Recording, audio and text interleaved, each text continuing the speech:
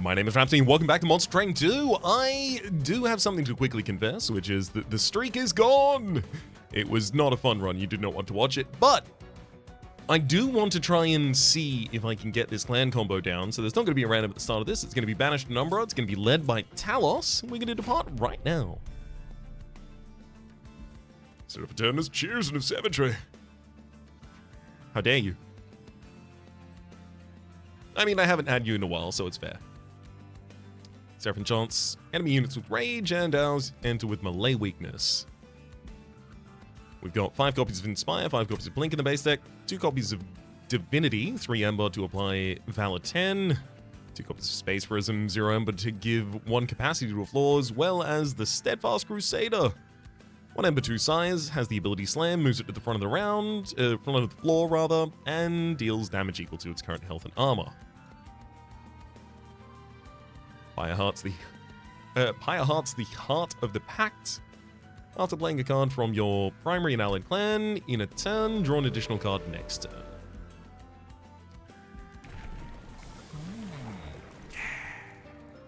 I'm keen to see the Celestial Radiance line because I know it's the only line that I haven't done. And it has the ability of Flight, as all of them do. And on Shift, apply Melee Weakness 1 to enemy units. And we're going to find a way to make that busted. Especially with the Steadfast Crusader, it's going to be neat. Artificial Firestone, 3 additional Deployment Ember. I really like the idea of that so that I can get some equipment, put it in my opening hand, or a room, put it in my opening hand. Start a battle, enemy units appear on each floor. Not so bad when you have blinks.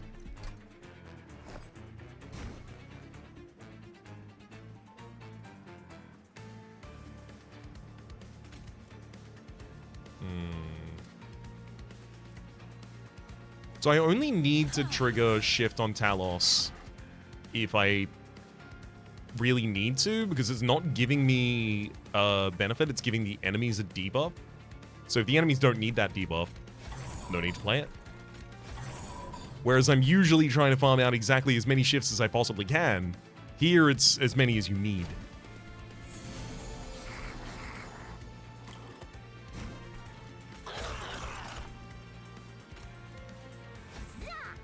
Nice plinking on that top line. Maybe a bit more blinking for the mid line.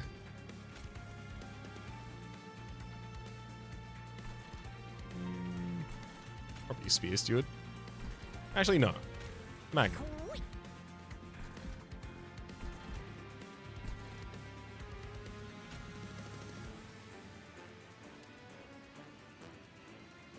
Here's a great example of when I would need a little bit of melee weakness. Granted, unfortunately, the Steadfast Crusader is the one taking advantage of it, so it doesn't really do that much damage.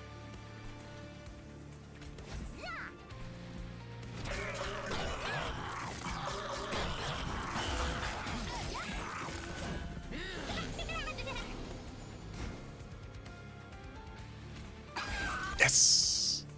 Managed to get the Collector with the blink. Divinity is huge, especially for that bottom line. Can't avoid playing that there.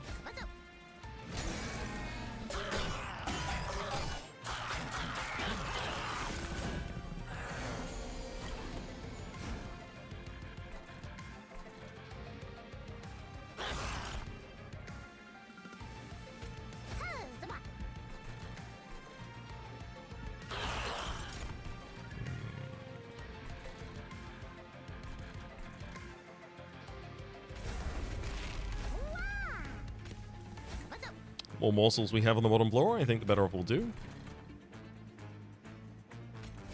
Especially because we're giving lifesteal to a relatively high damage shield steward on the top line. That could end up being a combat line if they get past the bottom, which I suspect they will at this point.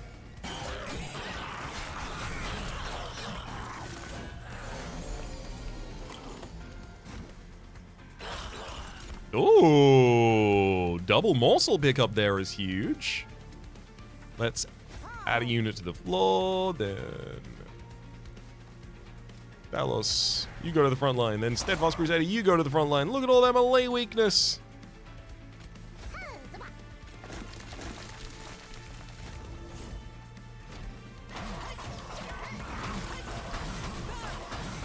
Merchant of Steel Banished Banner, Merchant of Magic Umbra.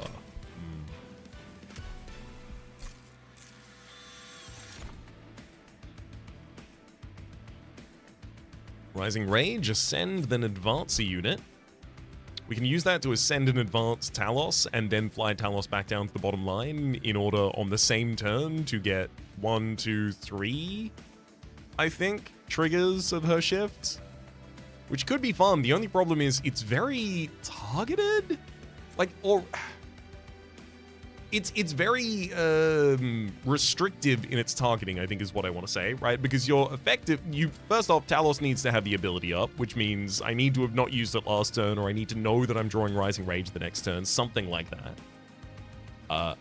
Then on top of that, I need to want to give 2 melee weakness to the floor above Talos, as well as melee weakness to another floor afterwards. It seems like it's a lot more situational than it appears like it is.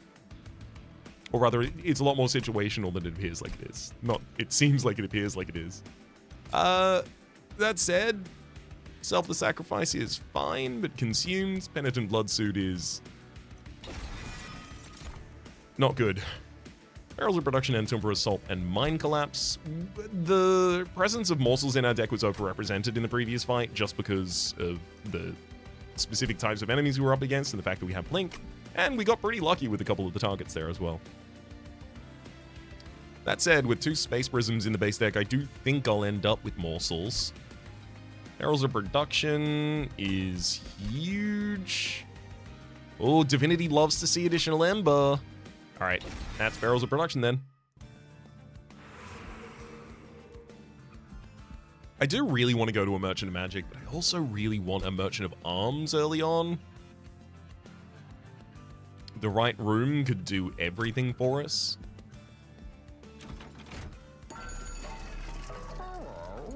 Yeah, first off, let's just make this boy chunky. Steadfast Crusader needs to be able to survive a huge amount of damage, but also does damage based on their current HP and armor. So, the beefier I make you, the better I make you. That said, before I do that, let's look at the banished units. Firebrand and Avenger. Well, it's good that we looked at these, because these units want the health. Avenger applies melee weakness 1 to the attacker on Revenge, which I feel like I already have a little bit of control over myself. Firebrand, just Revenge, gain Valor 2. Great frontliner. I think I just need the powerful frontline. I'm leaning towards rolling here. I don't... Well...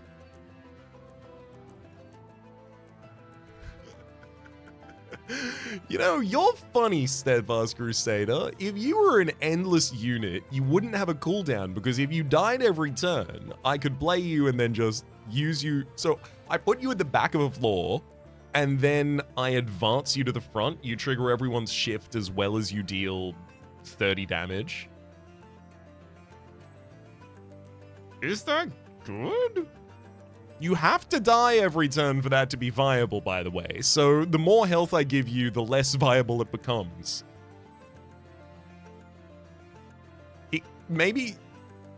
Oh. Alright, we need to talk. You know the episode I mentioned at the very top? There's a run that you do not want to watch. I was trying to embrace a completely different playstyle than I usually do. And it's a playstyle that it seems like the Banished are setting the players up to accomplish, which is just wade into the inconsistency. Don't plan out all of your lines and what unit's gonna go where, and then just stick to that strategy. Just have a bunch of things on board and then figure it out, right? Let them shift. Let this unit go there. Let this unit go there. You know, shift them up a floor, shift them across a floor, all that kind of stuff.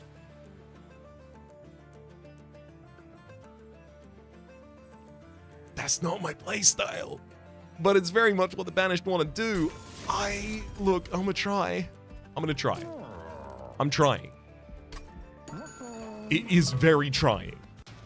Let's head into the next fight. Mind Muddler, apparently. not going to be especially relevant to us. We're drawing an additional card each turn from Heart of the Pact when we do well, and when we don't do well,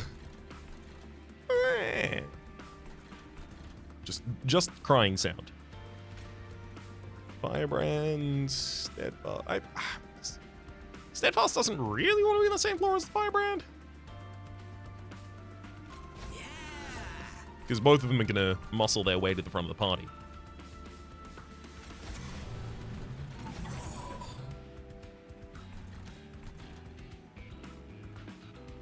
If I had a way to push the Firebrand back to the front consistently, it'd be a lot better for me.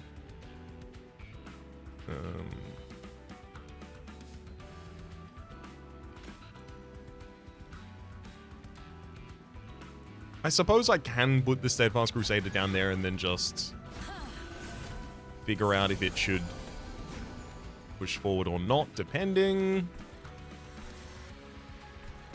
Yeah, see, here's the thing. I can throw Talos on the bottom line, get the melee weakness on everyone, and then I can Steadfast Crusader, more melee weakness on everyone. Only problem is, Steadfast Crusader is now at the front of the body, unless you die, which you won't. These enemies aren't powerful enough to do that. You then deal 15 damage to the enemy.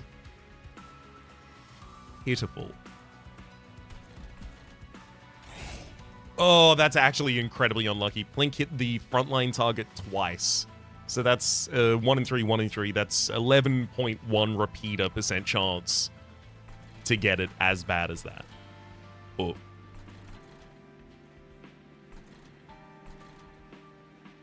So I think all I can really do is Rising Rage. Probably the Flautist off the floor, so I don't have to just push them all to the top floor next turn.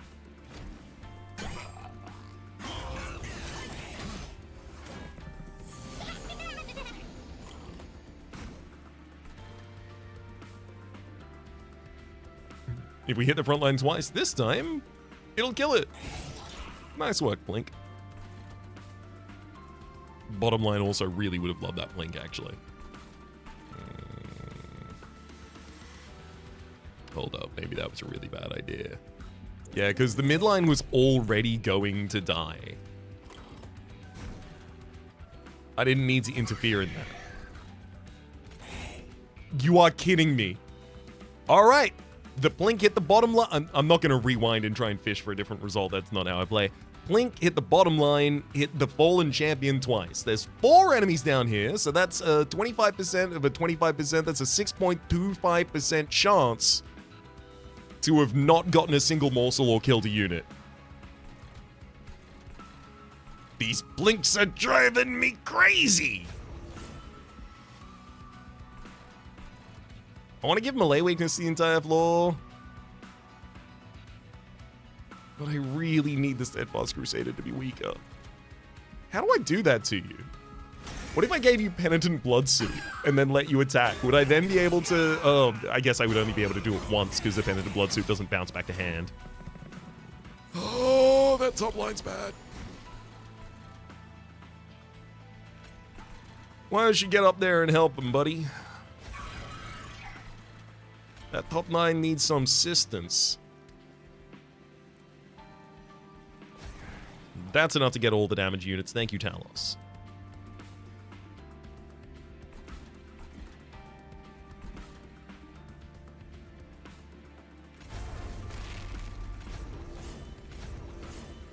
Arrows of Production doesn't necessarily help me here.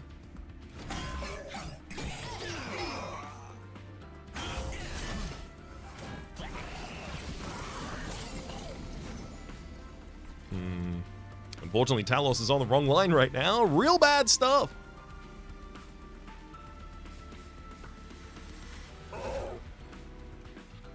That's only a 25% chance, but it did hit the Legion twice.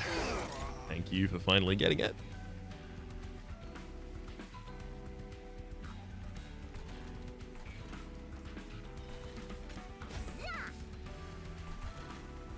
I think I'm probably going to have to inspire that top line, maybe. Yeah, I don't know if inspiring the bottom line is necessarily going to help anything there.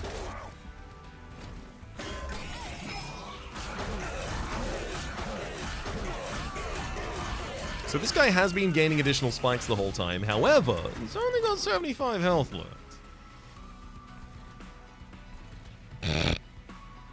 Well, there's the Steadfast Crusader again.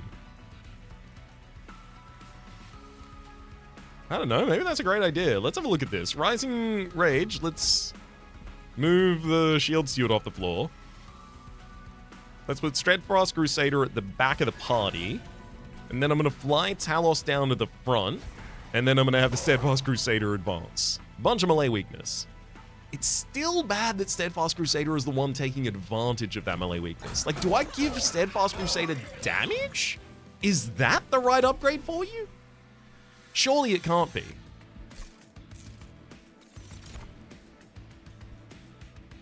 Rising Rage, ascend, then advance.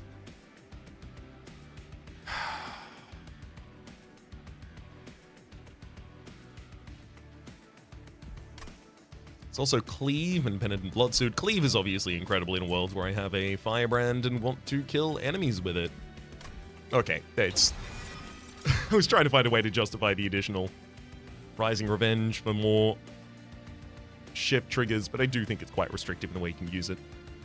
Mind Collapse, Perils of Production, and Space Prism. I don't think there's anything wrong with another Perils of Production, except for the fact that it means I'm much more reliant on introducing additional morsels into the deck. Another Space Prism, I think, would allow me to play much more, like, aggressive with summoning additional Endless units for kind of spell effects and stuff like that.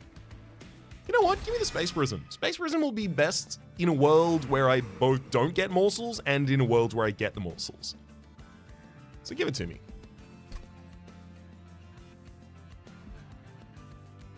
Speaking of morsels, we could easily go to the Umbra unit and find exactly morsels.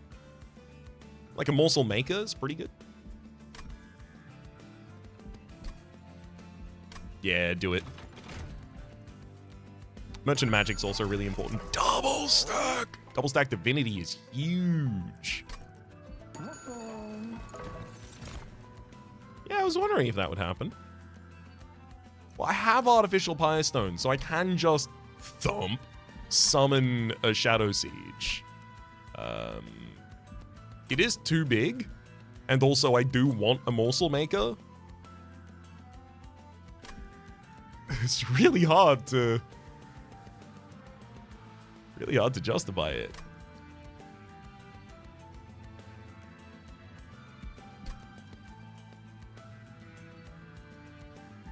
But it is big.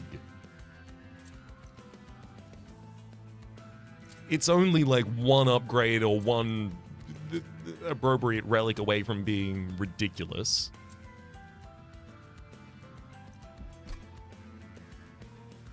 It takes advantage of melee weakness in a pretty ridiculous way. It's almost never going to be the front of my party. It's almost never going to be on the same floor with additional other units until I gain capacity, probably 2. No, it's got to be Morsel Maker. This needs more setup. Morsel Maker is exactly what I am currently set up to be able to take advantage of. And it helps a lot.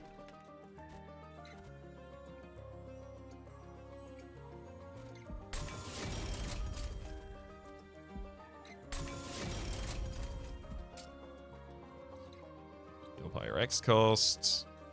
Honestly, just throw that on the Divinity. Plus any magic power consumed, definitely on a blink. Yo!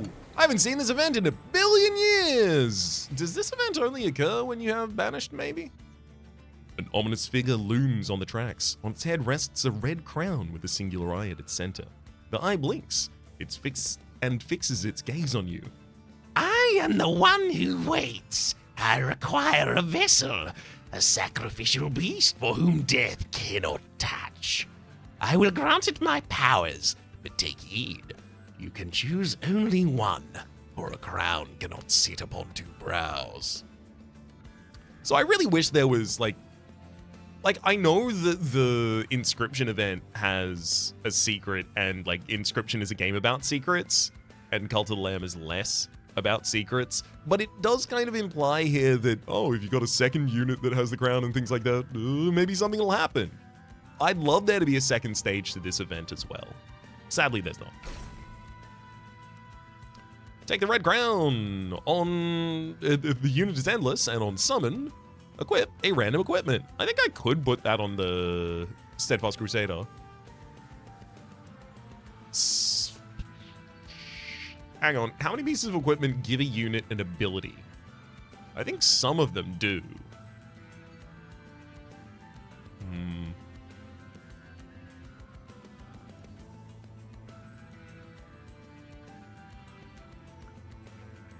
You will be killed by enemy unit. Oh, equipment often gives you damage. Sure, take it.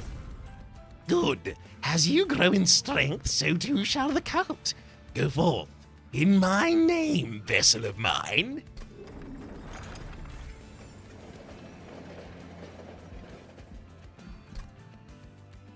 It's a fun game. Alright, let's head into Archeon.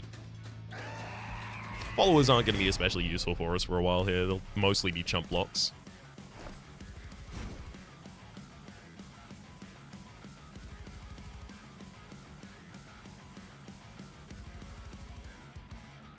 Okay.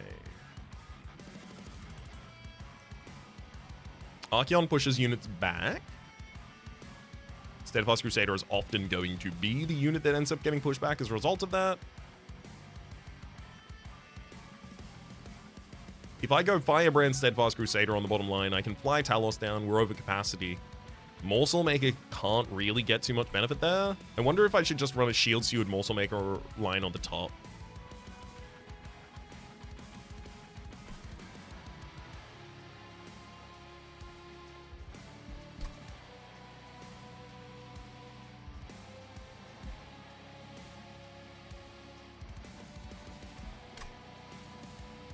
Just keep those units safe that way. So it's like Shield Steward, Morsel Maker, Shield Steward, bottom line is Firebrand, Steadfast Crusader goes behind, you equip the Bloodthirsty Blade. Not a particularly good pickup there.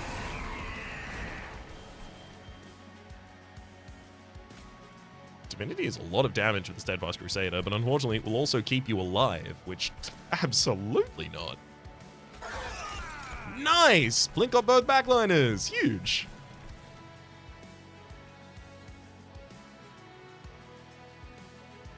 I do want to reveal Steadfast Crusader to damage.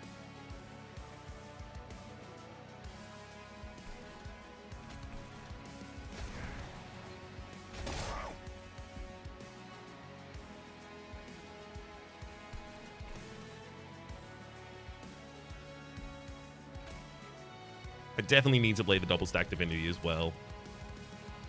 Maybe on Firebrand, honestly. Give you some armor to start with.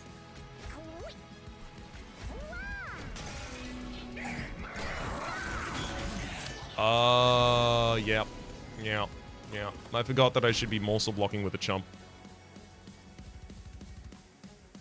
Or chump blocking with a morsel, rather, on the top line there. Thankfully, I can use Rising Rage to change the party order back.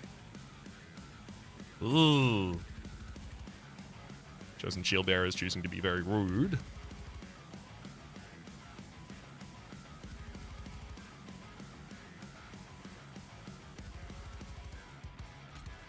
Oh, I wish I could give Rage to an enemy here. Allow them to kill the Steadfast Crusader that way.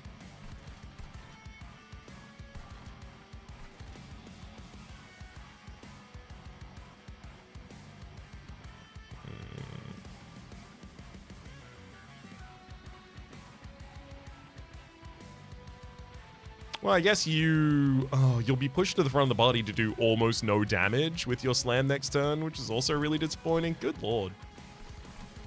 Trying to find an active play use case for this Steadfast is proving much more challenging than I expected.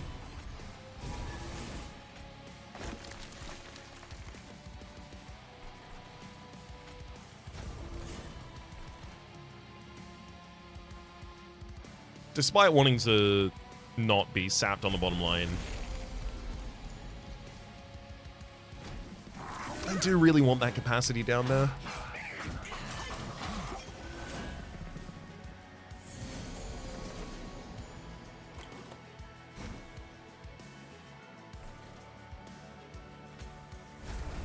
Okay, perfect. Steadfast Crusader charges up front of the party, ready to die.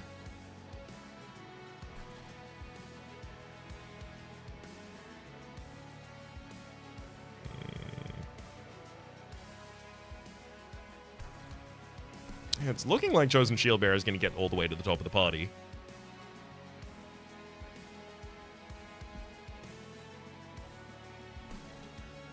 Hell, I think I'm probably best throwing a Plink. Nice. Yeah, we got the damage unit. That's all that really mattered there.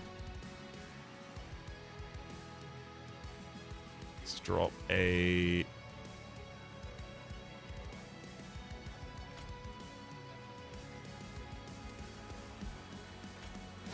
follower, and then I could put a morsel excavator behind. When Shield Steward gets pushed to the back line, the follower would eat the morsel. Decent for damage, but then I have to find a way to get Shield Steward back to the front line. And I don't really have that.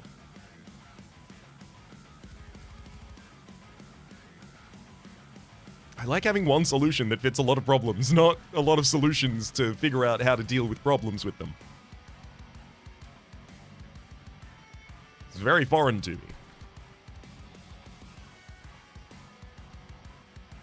I suppose I could also throw a follower there and then use Talos to fly up to the next floor. It's more melee weakness being set up on Archeon, which is pretty important.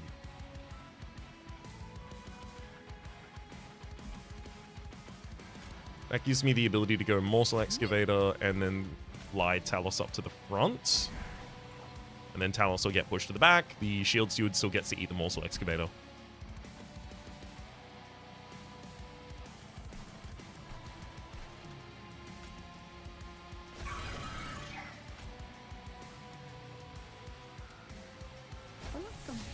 And heck, I can throw some additional units on the bottom line.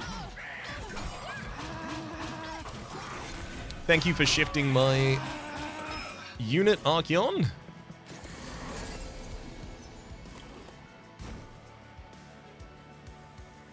Yeah, we only end up taking 1 damage to the Chosen Shieldbearer if it gets to the top. I'm not scared of that.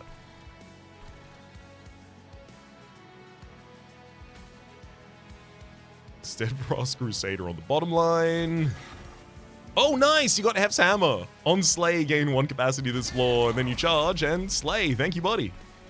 Good work. Space Prison and double Plink. We do manage to pick up an Interpreter Morsel for our troubles.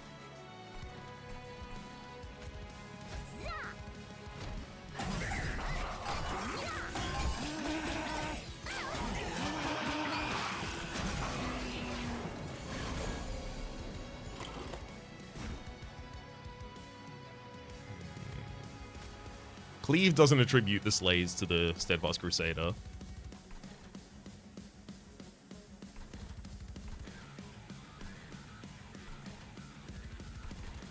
Definitely time to fly Talos back down. Because the melee weakness still goes on Archeon.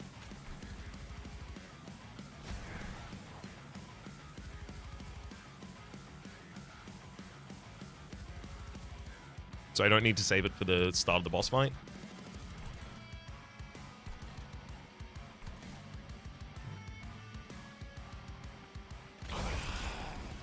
Rubble Morsel, and then I think it's just double Inspire at the top line. Yeah, we're getting good HP and damage on the Morsel Maker as well. They don't even have to be in position right now.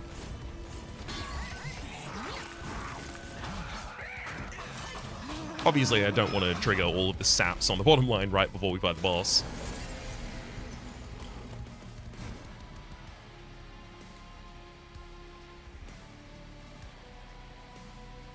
Okay, so, Steadfast Crusader.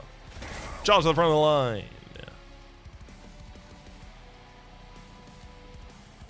Oh. Hold. It's a great target for the Perils of Production, because Ember Drain never triggers. Either I lose the line and Ember Drain never triggers, or I win the line and Ember Drain never triggers. So it just gives the Steadfast Crusader some additional damage. Oh, no, wait, but it's additional health that would give you the ability to push through the Cowering Sycophant.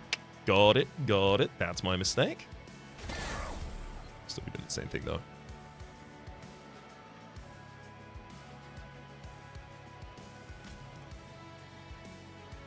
The enemy doesn't cut through me that quickly. If I Divinity, yeah, the follower, that's just 60 additional damage every combat round. And that'll be more than enough. I also still had things up my sleeves if I really needed them, which makes me feel a lot more confident about this.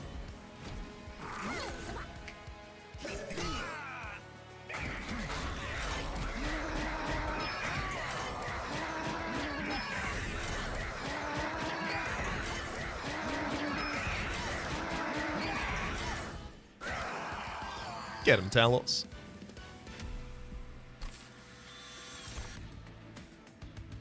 Blood-Soaked Arena. Friendly units gain Valor 6 on Slay.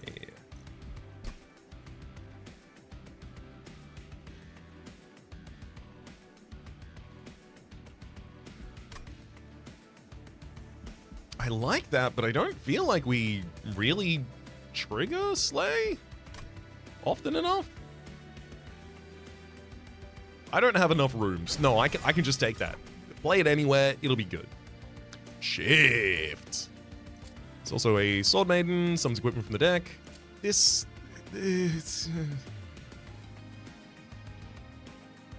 fine. It's absolutely fine. It's passably fine. Alloyed Constructs, inert. Don't really want to have to generate enough morsels to gorge that every turn. Oh, wait, hang on. I'm currently only throwing a shield steward on the top line. It could easily take those instead, and it would be happy about it. That said, I will say Battle Dancer is definitely a unit that could easily go on the bottom line. Would happily dance all day. There's another Banished Banner next to the Merchant of Trinkets 2 lines up. With the amount of money I have at the moment, I'm pretty unlikely to go to this Merchant of Trinkets, which means I hit a Merchant of Steel and Armory. And then I've got another Banished Banner in my future. Another possibility of picking up a Battle Dancer there. I do like Alloyed Constructs. And it getting reliable morsels every turn is enough to make it really powerful. That said, 2 Ember, 2 Ember, 1, 1. Am I maxing out now? I think so.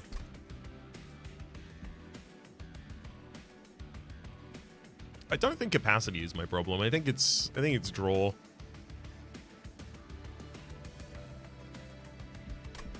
I think it's draw and possibly energy later on, depending on what we get. Possibly capacity later on, depending on what we get, but probably not. Smidgestone and Endless. Compelling.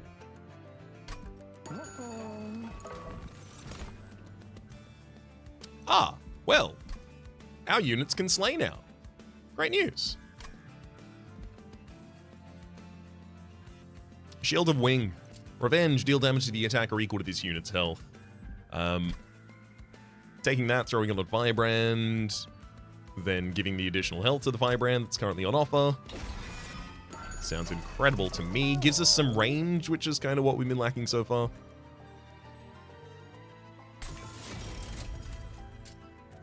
I don't think I can skip a Strength Stone. You just throw that on a follower if I'm not putting it elsewhere. Smidgestone, the only units that can be affected, don't really care about it. Rerolling won't give us the ability to play anything good either afterwards. Celestial Radiance for even more melee weakness now.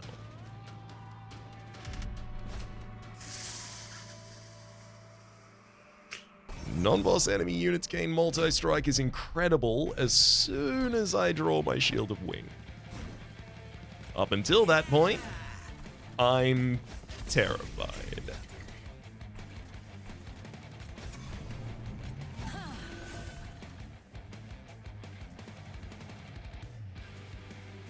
I also really need a way to retreat the Steadfast Crusader. Or at least advance the Firebrand back to the front of the line. Oh, Mind Cage. You've got Slam once every turn now. I guess that's cool.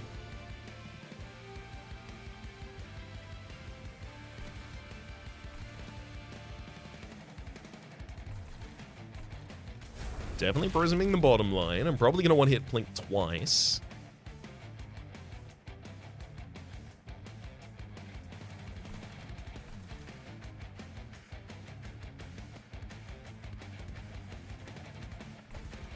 I guess I could fly Talos down here and then charge Steadfast forward and then Rising Rage Steadfast off of the floor. That's pretty fun. Because I get melee weakness for joining the floor, and then melee weakness for having Steadfast Crusader leave the floor as well. Oh, actually, sorry. Melee weakness for joining the floor, for having Steadfast charge, and then also for having you leave. Melee weakness 6 on the enemies. They take 7 times combat damage next time they're attacked. Pretty good. I'd have also loved to play a Divinity there, but in the unlikely chance that the Plink hits the backline twice here, I can still do it. Absurd. Ridiculous? I don't believe it happened, but thank you. Let's get that Rubble Morsel on the top line. Just a little additional fuel. And get Firebrand's Divinity started up.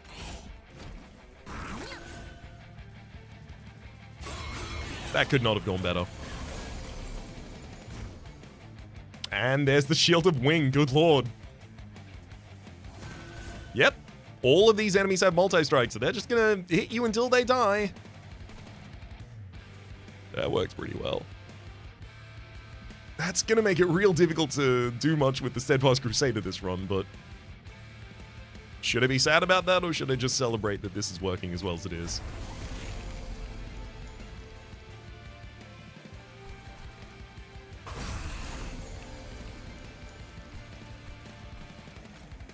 Grabbed another morsel. Don't need to take any fire damage. I'm at 67 out of 67. I'd really like to keep that, just in case it gives me the better Savagery event.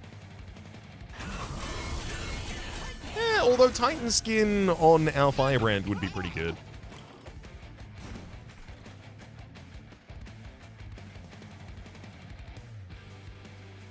"100% playing the Calcified Ember this turn. We're so far ahead. No good reason not to. Got the follower on the bottom line. I'll fly behind you.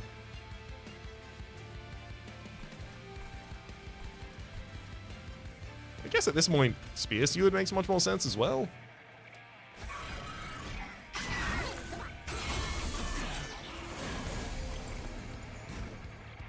There it is.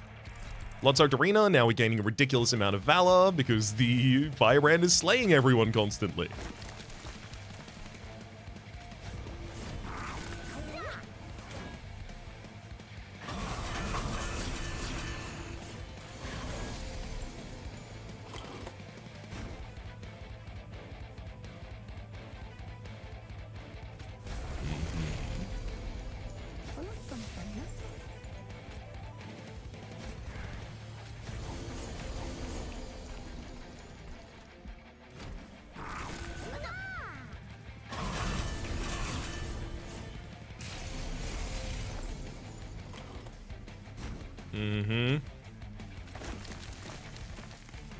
I can lose most of this floor.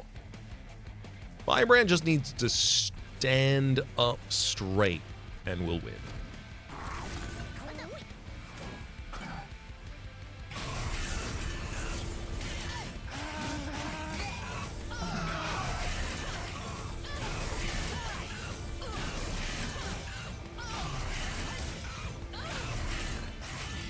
Incredible work. I wonder if I should put Shield of Wing in my opening hand and not play... Oh boy. Everlasting Light on strike, apply Valor 2 to friendly units. In a world where we have followers that have 3 multi-strike, pretty good. Deadly Plunge. Deal damage to the front enemy unit equal to 3 times this unit's unit's health and armor. That is pretty good, but the Everlasting Light is going to be a lot of valor for the entire floor. I am going to have to concern myself with what I do in the Seraph fight, but that could easily just be put the Firebrand on the bottom line with the Shield of Wing by itself and just let the enemies make mistakes against it.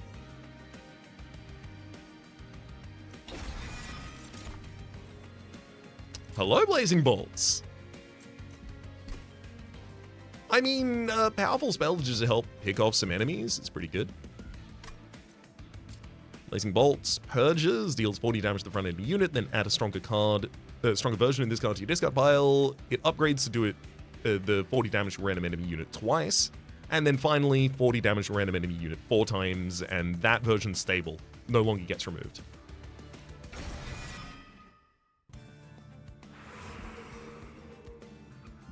Do I stand by going to this Merchant of Trinkets, especially in a world where, like, Shield of Wing, Blood-Soaked Arena, both of those would love to be in my opening hand?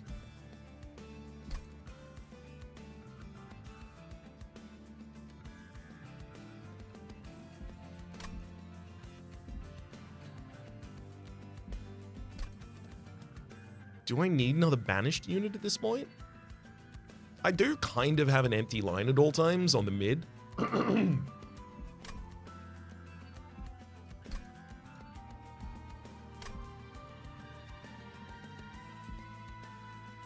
There's one more Merchant of Arms. There's one more Merchant of Arms total. It's opposed by a Merchant of Magic with an Empyrean Well.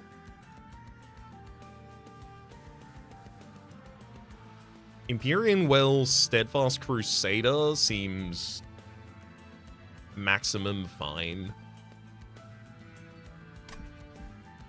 Unless I have trinkets that make it ridiculous.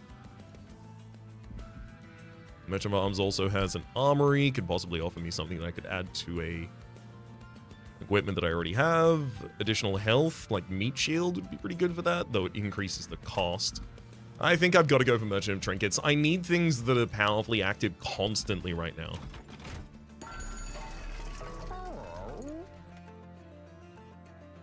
None of these are appropriate. Dealing 3 damage piercing to an enemy unit when it moves between floors is maximum fine, and I'll take it. But the Wanderer's Talisman and Wing Technology are going to be relevant to this run. Do I do it? There's a couple different directions we can go here. Ancient Pyre Tap. When you're out of energy, cards can be played for their cost in Pyre health. Gives me the ability to do whatever I want. Simply put, I can make all of my cards deployable. I don't need to get an Ember Gem for it. I'll just play them from my health. Makes the deployable Shield of Wing a lot easier. Firestone Housing, also very powerful. Another upgrade on Firebrand in particular is very welcome. The Steadfast Crusader would love to get another upgrade slot. And then finally, Chain of Gems, damage shield 2 to the first friendly unit summoned each turn. Obviously really good in giving damage shield to a unit initially. It gives it to Steadfast Crusader constantly as well in a way that I'm not going to like. I can't take the housing and the gems though. I'm going to take Pyre Tap and housing. Hello, Divine Dancer. Who are you? 1 Ember, 2 size, shift, apply armor 5 to friendly units. I love you already. Now it's just about finding a way to utilize you.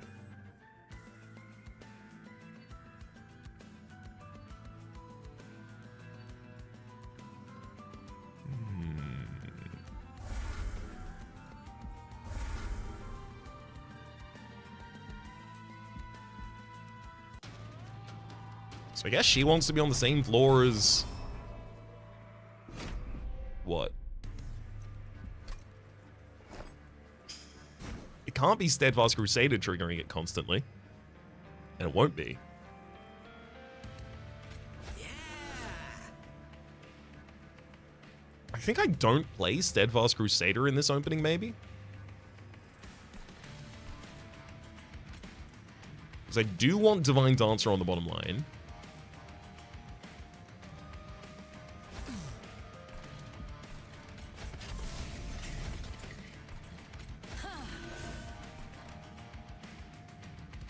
Maybe I wait until I get additional capacity, and then I summon the capacity, play Steadfast Crusader on the line, decide whether or not to charge with it.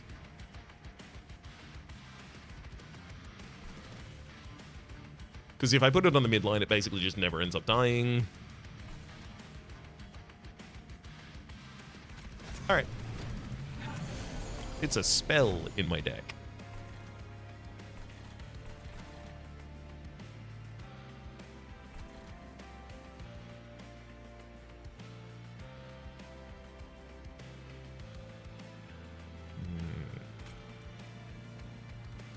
It's going to be a little harder. I'm going to need 2 Space Prisms to cast it now. Because I also do want to get a follower down here. Especially because you're the damage amp. 1.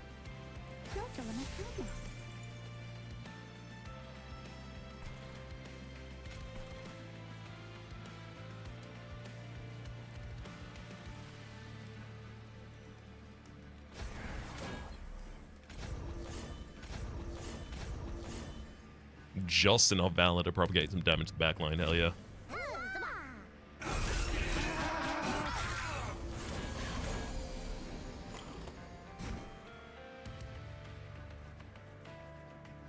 Incredible. We get Blood-Soaked Arena and an Everlasting Light on the bottom line. I even have the ability to throw a Perils of Production, so I can Blazing Bolt. Oh, it's to the front enemy unit. Interesting. I didn't think it was that reliable. Sure.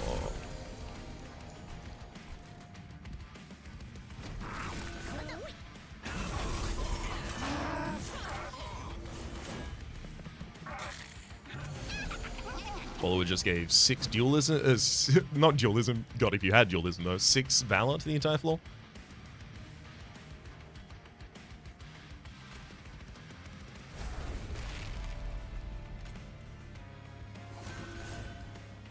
And there's the Shield of Wing. I think I could fly Talos off of this floor now, getting ready to retrieve it on a later turn.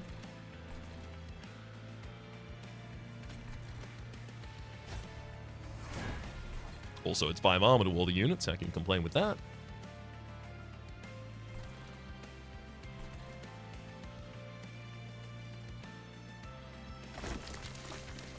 I can play this Divinity, but I don't think I need to.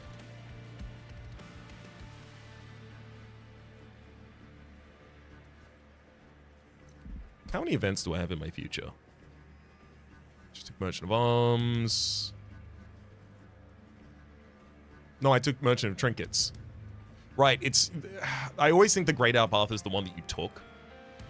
I took Merchant of Trinkets, which means... yeah, Merchant of Steel. I got the Firestone Housing for Forgotten Booms next to it.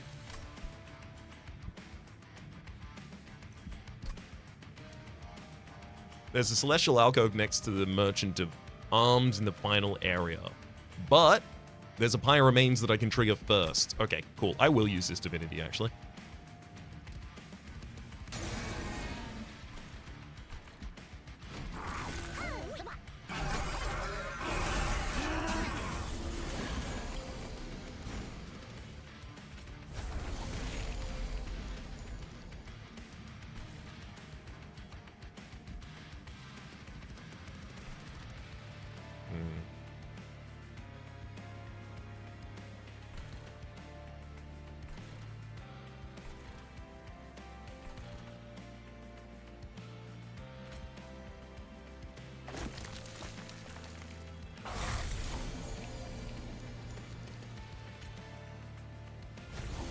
Rebel Morsel will be useful.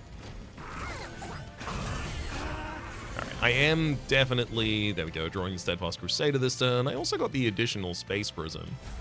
So I have the ability to summon a follower, and then Steadfast Crusader at the back. You're ready to charge next turn.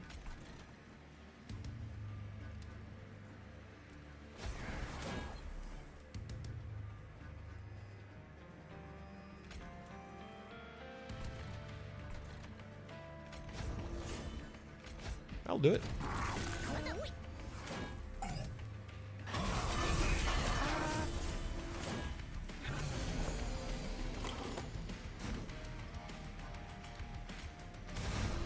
I mean, it already more than has. Nice. Second Blazing Bolts. And now we have the full version of it in the discard pile.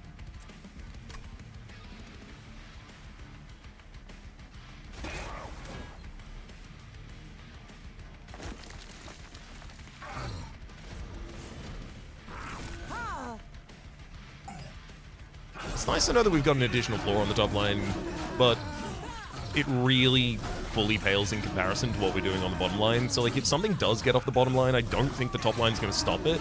And especially the 500 health units, which, like, I've got 2 more fights until I have to worry about.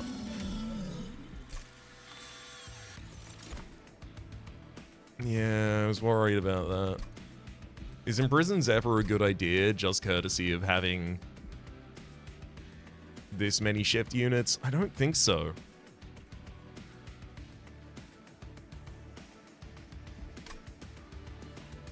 We go on, retreat the front enemy unit, and apply melee weakness 1 to enemy units.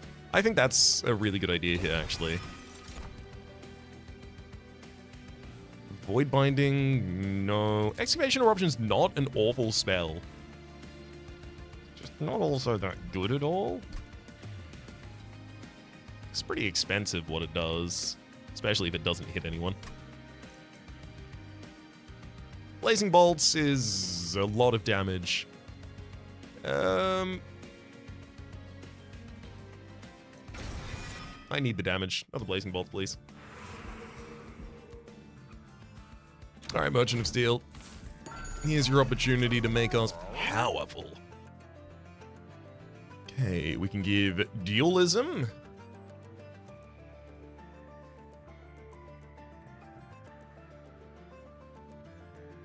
And we can give Endless.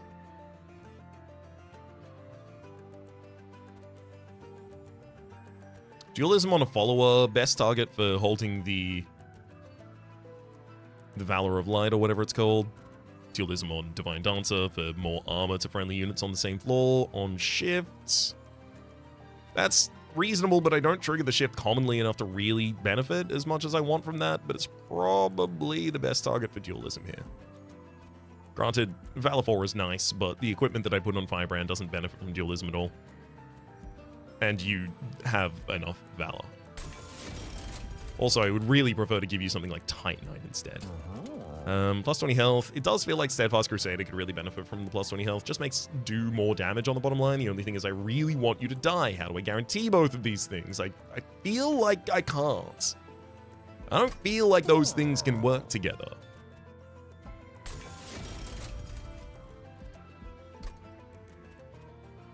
What upgrade is even appropriate for you?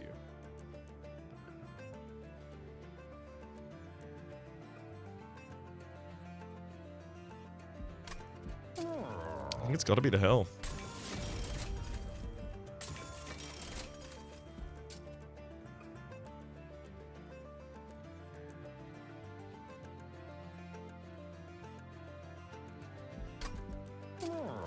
Quicken plus 10 on a follower, maybe?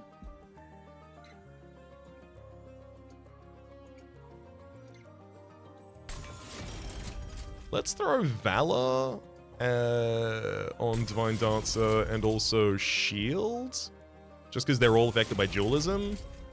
And then the additional multi-strike, like the Alloyed Construct could obviously use that. I do think I need a defensive upgrade for Firebrand instead of an offensive one, so it'll be multi-strike for you. Removals from the deck. The Blinks are just almost utterly irrelevant. I'm never playing a second Shield Steward. Yeah, okay. It's a Shield Steward and then it's another Blink. And it's going to be Blink removals for a while. Merchant of Arms. I do think I have to hit that Merchant of Arms so that I can get the Shield of Wing in the opening hand. I think that's, like, extremely important.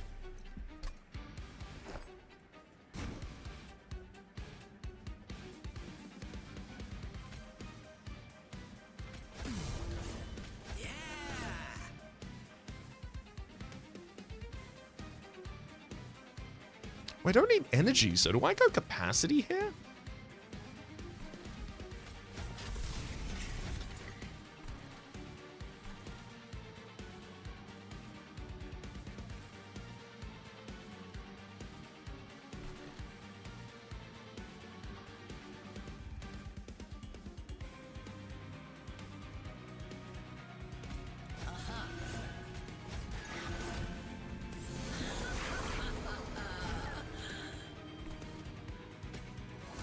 Nice shielded wing, buddy. Oh my god. Blood-soaked arena as well.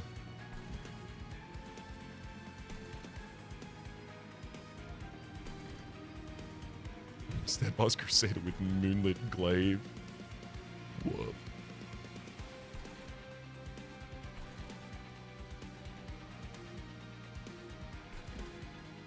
This is a great opportunity to fly Talos down. Is it worth 3 HP to the Pyre for Blazing Bolts? Yes, I can heal that up with the Pyrobanes. We're all good. Nice. And it gets all of them down anyway.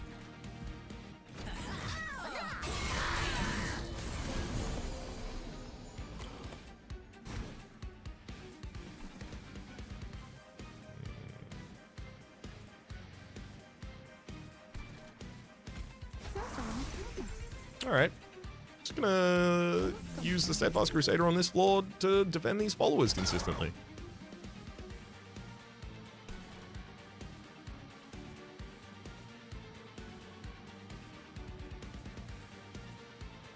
Without melee weakness, bottom line's certainly a lot worse.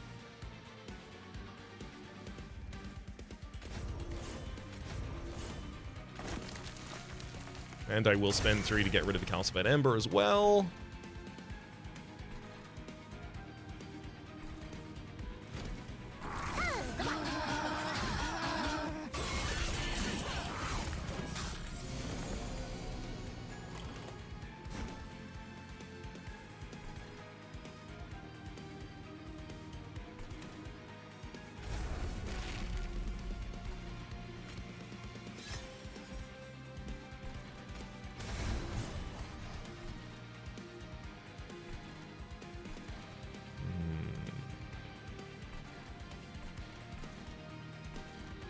Yeah, we'll do this. I'm gonna Rising Rage for a bunch of melee weakness on that floor, and then I'm just gonna pop back down for the melee weakness here.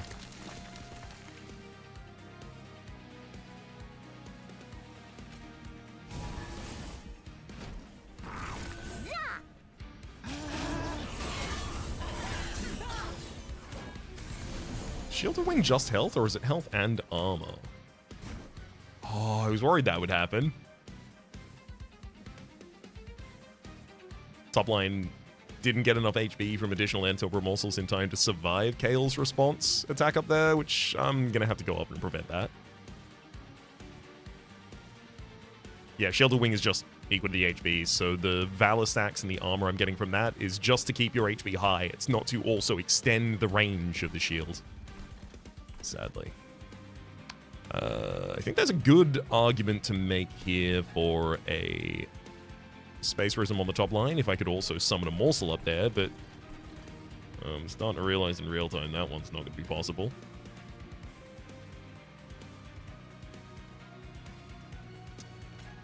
I gotta play Blazing Bolts on the bottom line and see if that sets me up for a Plink. No, it does not. Alright, we're gonna be losing the Alloyed Construct on the top line then.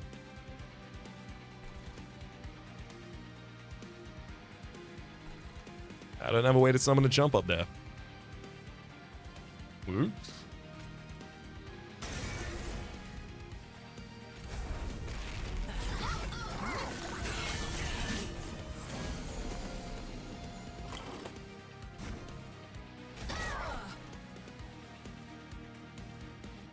Nice.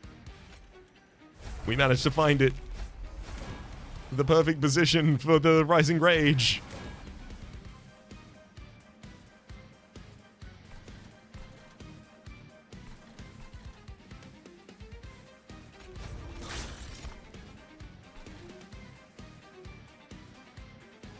I do want Steadfast Crusader to die. You just keep getting so much HP out of Valor.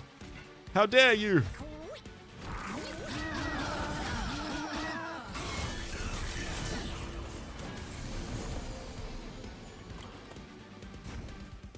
Ooh, good cleave.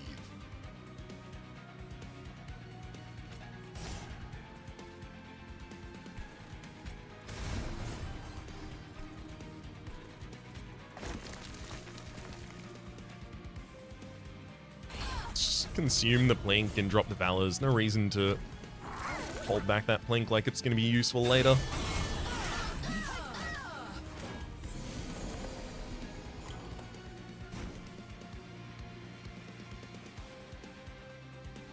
Nice. I can upgrade that Blazing Bolts.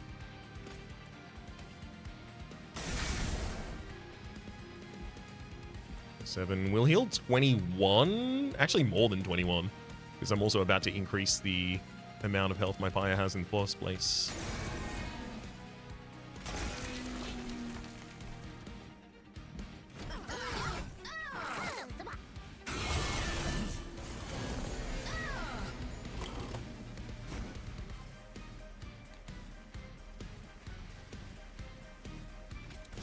First cleave. I'm gonna Rising Rage. Get off that floor. Then come back down. Why not? Sounds fun here. Does the additional armor from Divine Dancer really help us that much? I mean, the Divine Dancer being on the second line is going to be a lot better in the Seraph fight.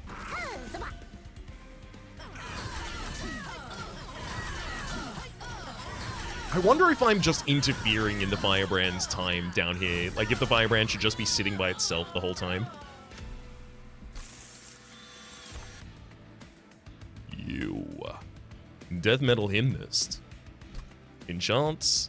Floor with 1 multi-strike. I mean, if I get the ability to put that down, it becomes one of the most powerful things possible. I had the capacity to make space for it. Yeah, I take it. Do I go capacity here? The argument being that I would like the opportunity to have Talos, Divine Dancer, and Steadfast Crusader all on the midline without having to worry. And then I can even play a follower. I've got 3 Space Prism. I need to draw only one of them before I get to the Death Metal in this in order to be able to play that as well. Bottom line is obviously solved with the Seraphite already. I don't like it, but I do think I need to do it.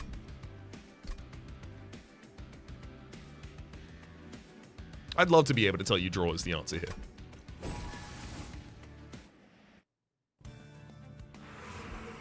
I think I need to be a bit more flexible.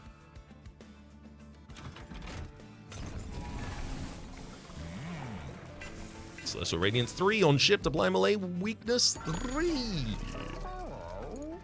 That's a Void Armament if I've ever seen one.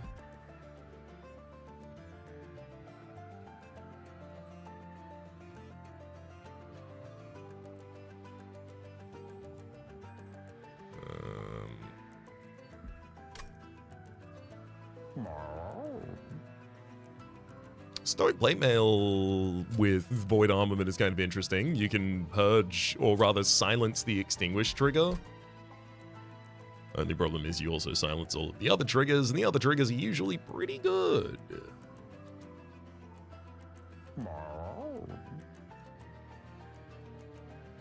I don't think Void Armament's important anymore in a world where I have the Death Metal Hymnist and enough space to be able to play it.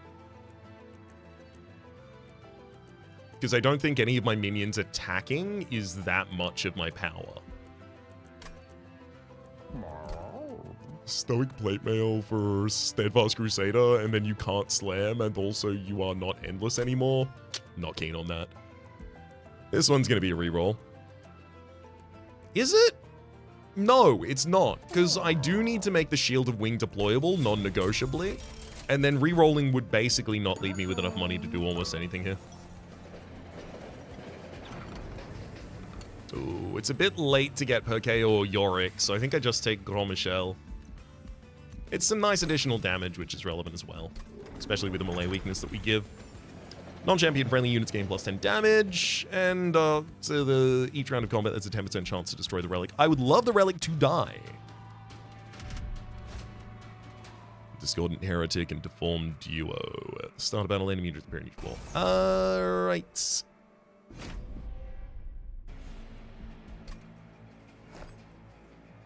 Maybe I should test how our final fight will work.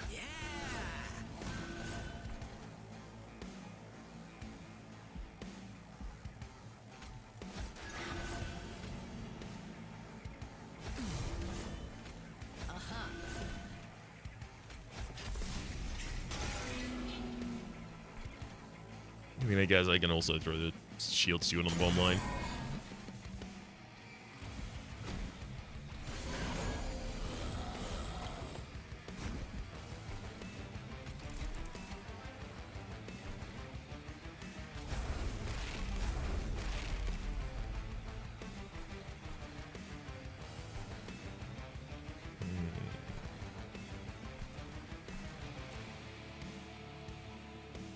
Let's go Talos to the bottom here.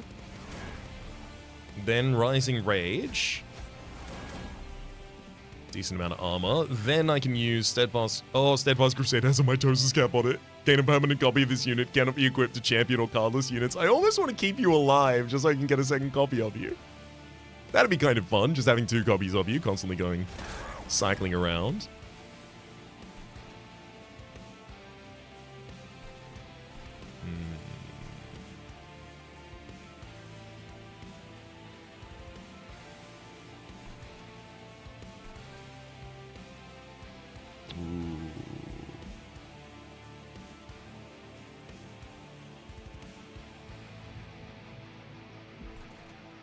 Oh, wait, literally, I have jack strips. I don't have to worry about killing these units. I just need to make sure that my units survive. I gotta roll back. If my only goal is to make sure that my own units survive, I think Talos needs to fly up as a defender.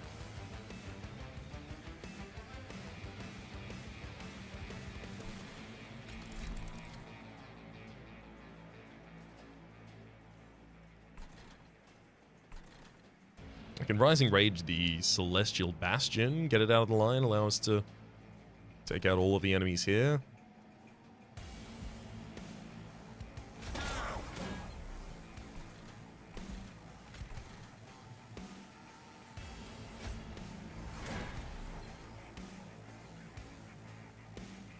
Also, if I Rising Rage a Purified Soul, it will immediately die to jack strips.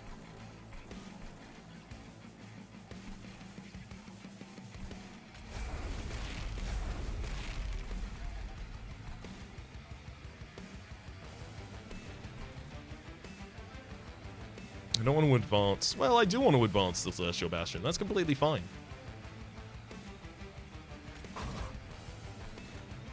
Yeah, because all of those units still die to the jack strips. Doesn't matter. Having perfect HP almost doesn't matter at all anymore. Which side is... Fire Remains is on the Merchant of Magic. I'm probably going Merchant of Steel, unfortunately, so...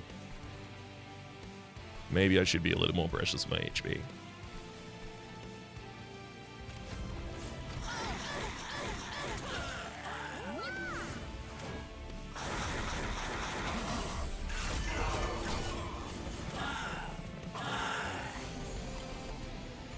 Nice. Ooh. Good follow-up.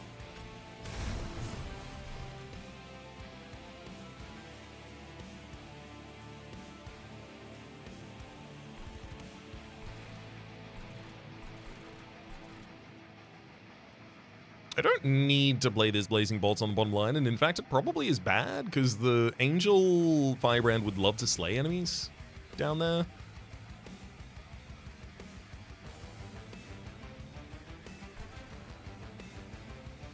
I also really do want to keep the Steadfast Crusader alive now. I do think getting a second copy of that and just having the ability to throw it down on the field and let it charge around is going to be pretty good for my triggers. So let's give you a bunch of Divinity.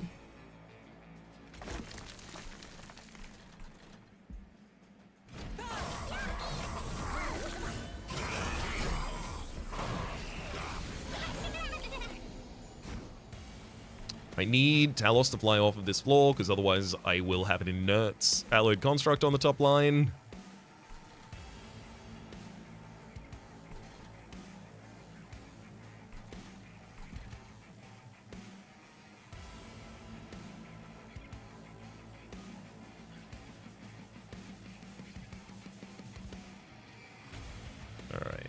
Additional follower. You gain the multi-striking, or the multi-strike everlasting light. It's time to give valor to that floor. Talos needs to fly down. Probably in front, and then follow up with Steadfast Crusader charging. Bunch more melee weakness to everyone. I'm going to begone this line so I don't have to deal with Celestial Bastion at all. That's what Begone is for.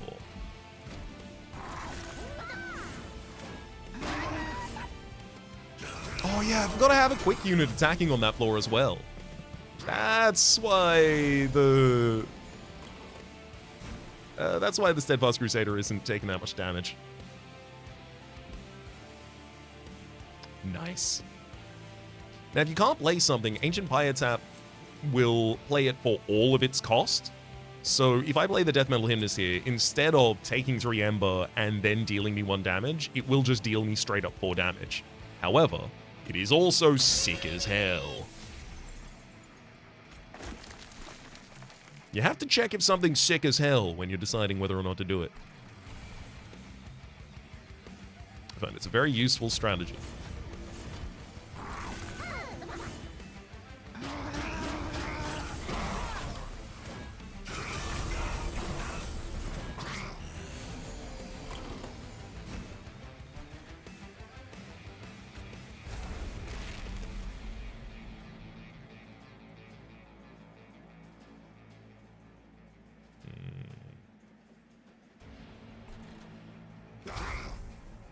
Woof. Bad plink. Blazing bolts are in case of emergency right now. And there's no such emergency. I do think Rising Rage on Firebrand, like at maybe the end of the next turn, would be great, but not right now.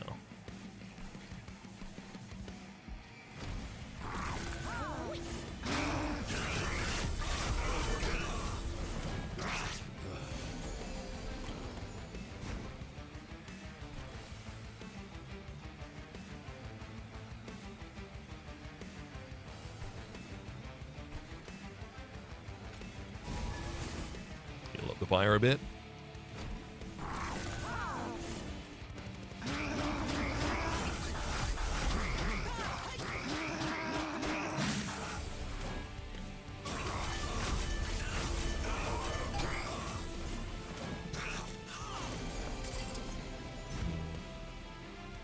Yeah, I suspected I wasn't going to be able to kill on that bottom line there, unfortunately.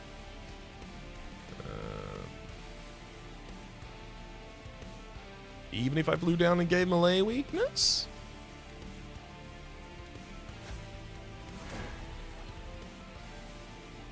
Even if I flew down and gave melee weakness.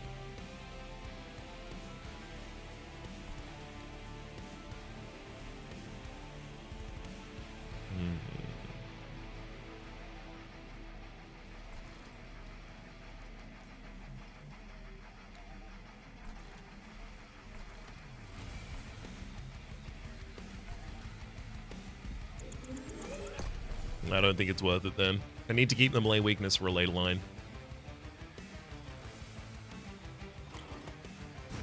I'm serious. I would love that mitosis cap to go up. I am angling for that primarily.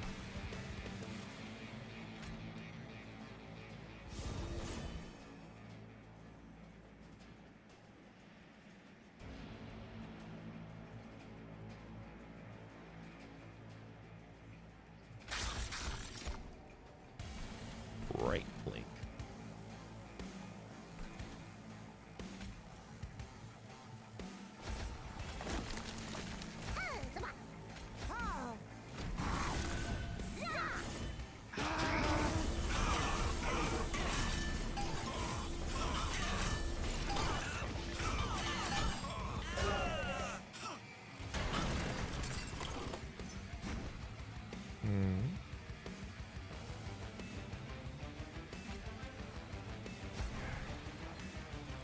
Oh, Steadfast Crusader is surviving this right now. I do nothing.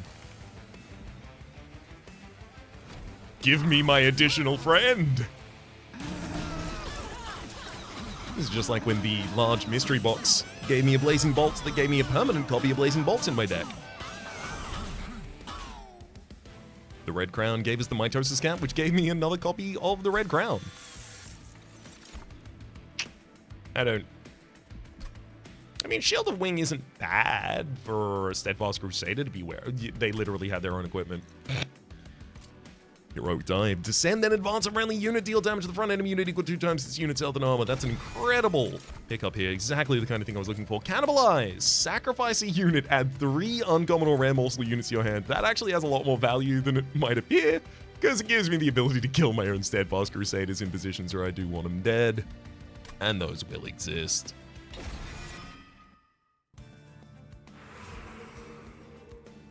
Double removal Empyrean. Well, that's good. That's got legs.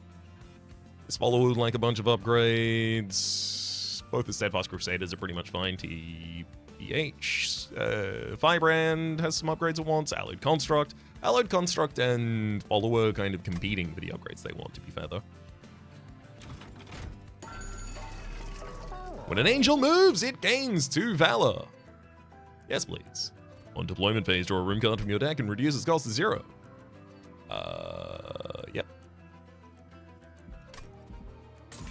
Start a battle, summon a morsel miner on each floor. I do like that, but it's not going to be especially relevant. I do like it, though. Merchant of Steel for a Smidge Stone.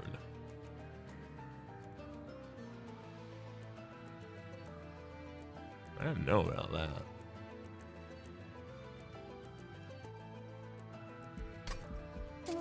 Plus 14 damage.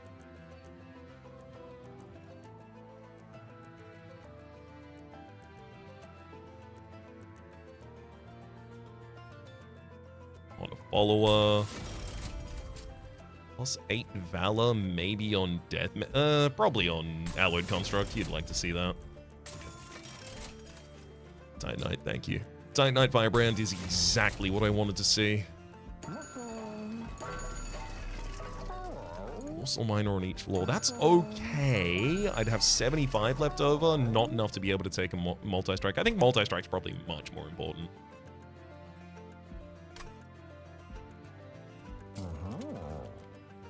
Also, I can give Damage Shield 3 to the Death Metal Hymnists, multi-strike to the Alloyed Construct, 20 additional health to a follower. Trying to have the middle line be able to survive if a single sweeper manages to come up and hit him.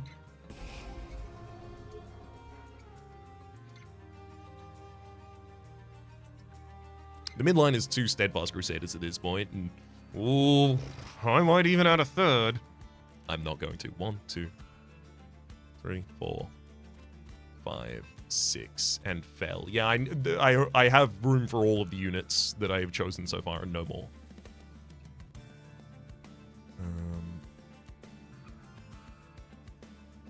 I do think there's probably a lot of value in getting another Steadfast Crusader in the deck. Maybe even in a second Blood-Soaked Arena. It said most of the units end up dying on the bottom line. Midline doesn't do that much for it.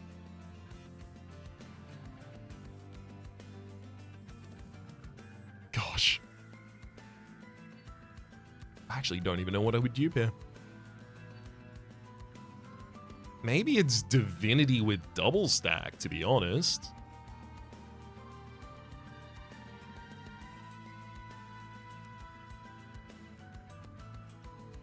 I think so. That midline already has all of its units.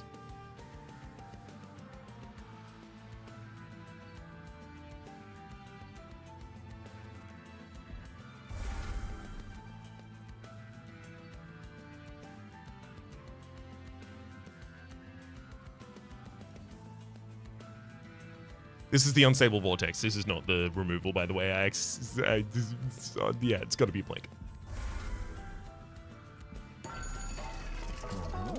more. Links are absolutely the worst card in this deck at this point.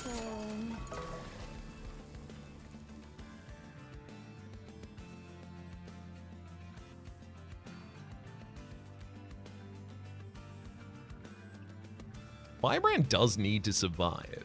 I do think you will, though, just given the Shield of Wing and the Room both coming out on deployment phase. What if I got a second Morsel Maker? Used my Pyre Tap ability to throw a second Morsel Maker on the top line, so that's 2 Morsel Makers, 4 Morsels, and Alloyed Constructs. Yeah! Let's make that floor realist. I mean, it's got 2 multi-strike on it. It's gotta be a good floor.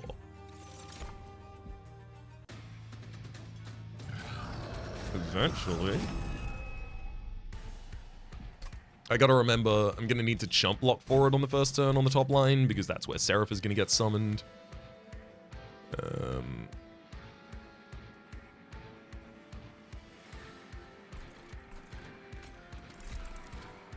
Bloodsoaked Arena to the bottom line. Firebrand. There's your defense. Then Divine Dancer and... Ooh. Talos, I think you need to start on the bottom line. Ooh, Lava Armor. On Revenge, apply Biogel to the enemy. Cursed Dragon Staff. On Incant, deal 1 damage to enemy units. That's pretty fun.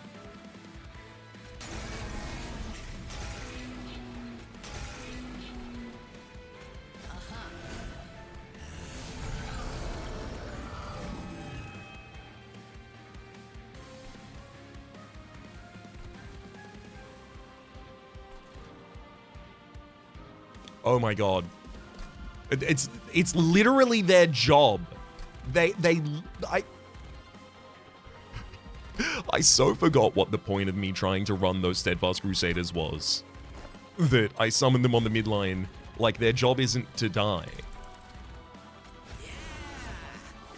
Buddy, one of you is the chump blocker for the top line. Of course one of you is. It had to be one of you.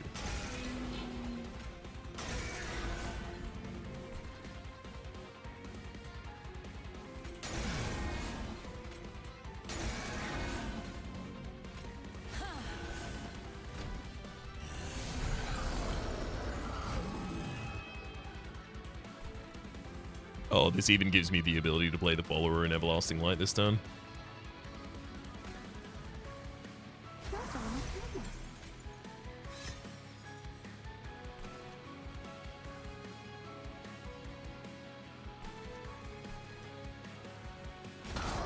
Thump.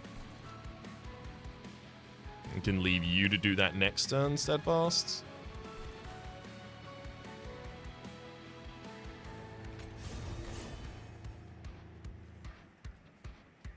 Burn out Calcified Ember at the cost of 3 health, and it's another Space Prism for me.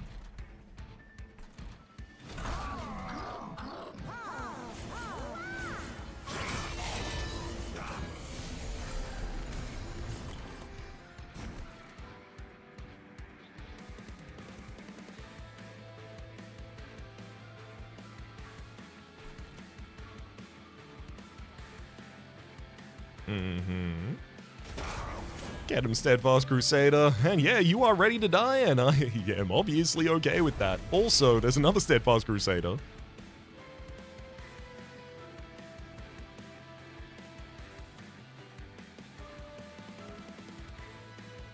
Guess there's a world where I could play it on the bottom line and charge it forward. It does give additional valor to the entire floor, which is nice. The Ragewing Assassins still hit the Firebrand and die against that, which is pretty good. Only problem is the Steadfast Crusader. Does prevent a lot of damage on the Chosen Zealot, which is pretty nice to have.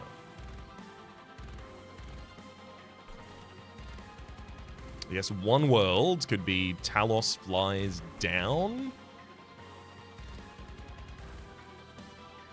It's like Steadfast Crusader at the back. Ooh. Combustion Tube. Interesting. Talos flies down to give them melee weakness to both the floor I left and the floor I joined, and then Steadfast Crusader charges. Nice. Get another follower out there. Space Prism. Unfortunately, Steadfast Crusader is not dying right now, which is a lot of the point of this.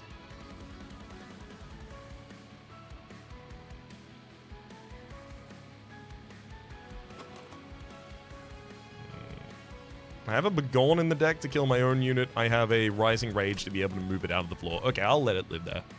That's fine.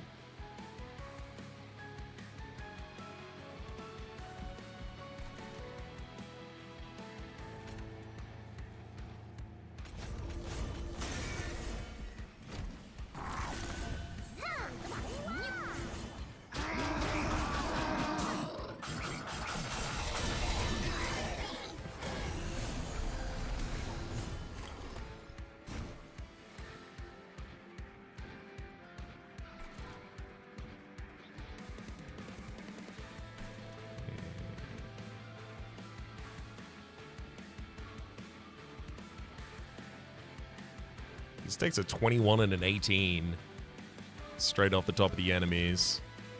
I think I need to just use the Rising Rage for Talos here.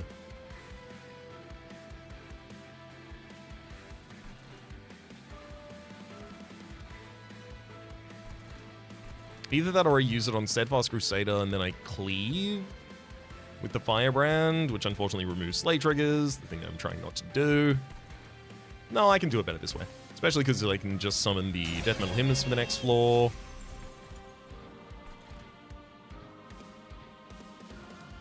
And a Steadfast Crusader. Oh, nice. You can charge every turn now. Rising Rage this guy. Thankfully, because we attack at quick speed with the Everlasting Light, I don't have to worry about killing the Amalgam early with the Steadfast Crusader. I can just wait and charge it next turn. Even if I can charge it every single turn, it's only going to trigger shift for the other units on the floor once.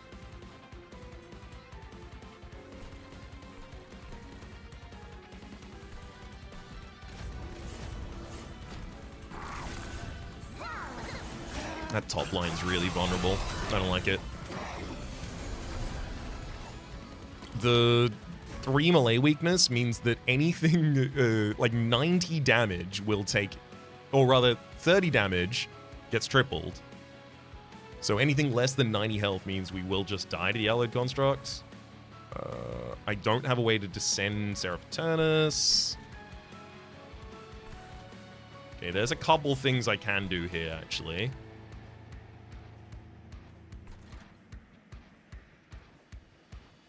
Heroic die. No, wait, I can't ascend. Oh, well, I guess I just ascend Talos to take the hit then.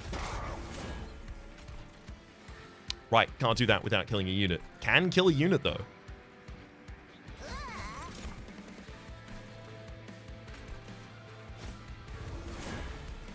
All's well ends well.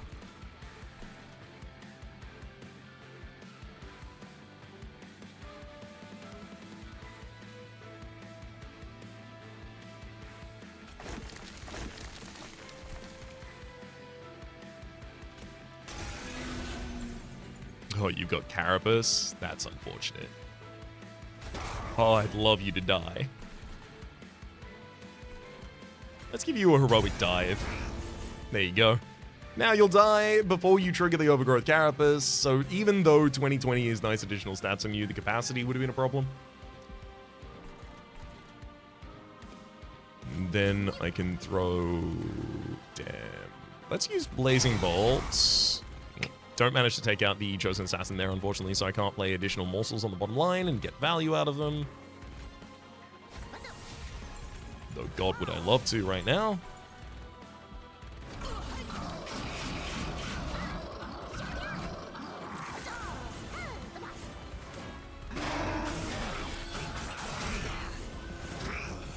Yay! Our banana blew up! That's gonna make us a lot more powerful.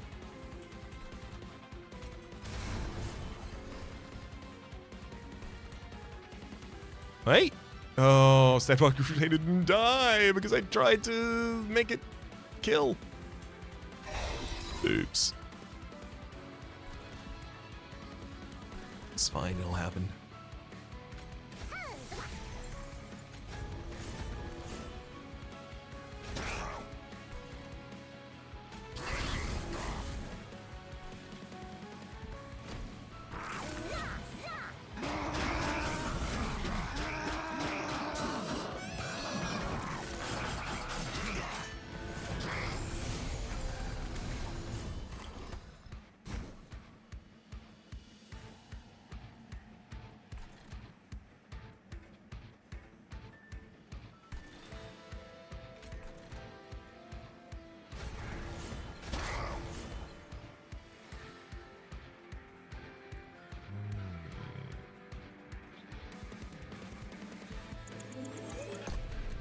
I was wondering if we could get Talus to survive that so that I could just get a bunch of melee weakness stacked up on Seraph, but it doesn't look like that's going to be a good choice for it right now.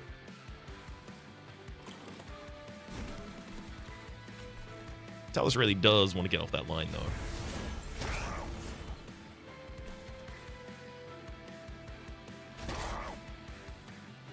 I mean, the Steadfast Crusader did get to grow once.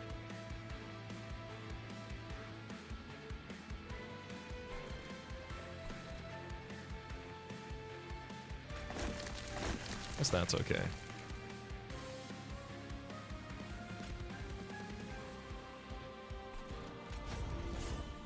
I do also really need to get some units to come up to the second line, because the Valor application relies on that happening.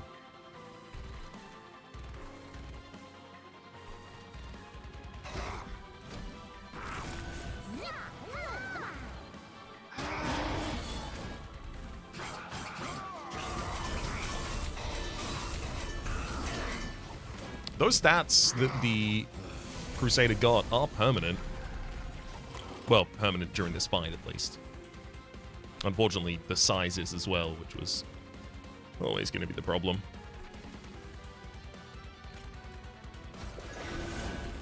Oh no, you got silenced! Oh no! You got silenced. By your own equipment. It's not an enemy that's doing it to you. Damn.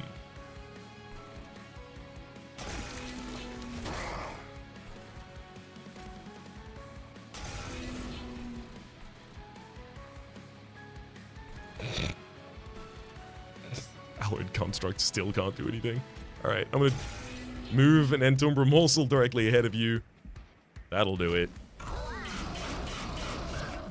No one's gotten to the top floor to remove your melee weakness yet. They're frankly not allowed to get that far.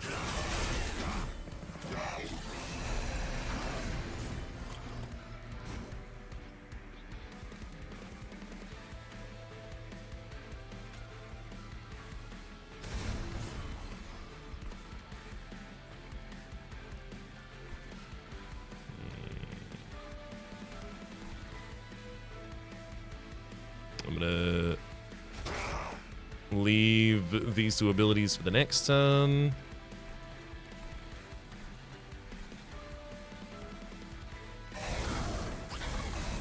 Throw double blazing balls on the bottom line.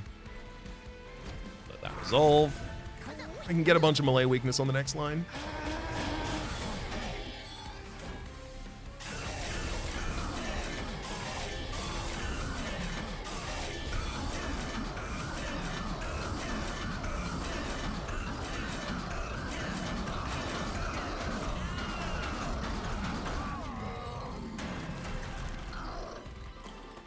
Hey, despite the silence, it's still endless. Cool. Talus moves to the front. And then Steadfast Crusader moves to the front instead. 6 melee weakness. You're going to take 600 damage the first attack from Steadfast Crusader. This top floor, completely untouched.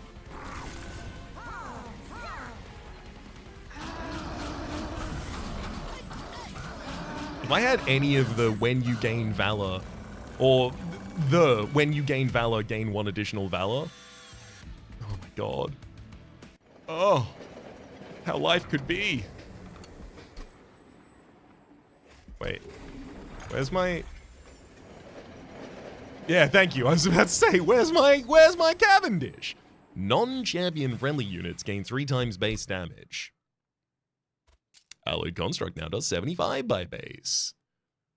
The follower does 41 and 17, although you, didn't really contribute to your additional damage. It gave you 1 additional damage because it's base damage that it multiplies, but Steadfast Crusaders, 15 damage on them. Realistically, it's just the Alloyed Crusader, the Alloyed Construct, rather, who's getting so much value out of it.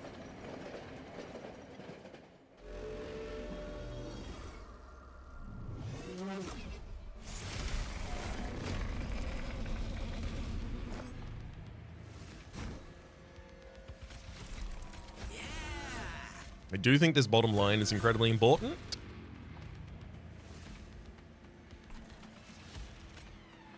I do think Alloyed Constructs needs those friends to have a single chance of surviving that top line.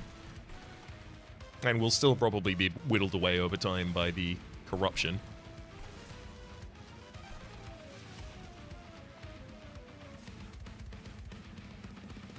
I think now that I'm not chump blocking on a specific line, I do just want the Steadfast Crusaders set up on second, which means that Talos starts on the bottom. And then the Crusaders both go behind Divine Dancer. We got a Combustion Suit, Strike to apply unstable fire to enemy units, and Multi-Strike. Cursed Twinblade. Unfortunately, the Cursed Twinblade is also going to be reducing the HP overall of that Steadfast Crusader, sorry, the damage overall of that Steadfast Crusader permanently. So I probably don't want to let you hold that for too long. Otherwise, you'll have no damage.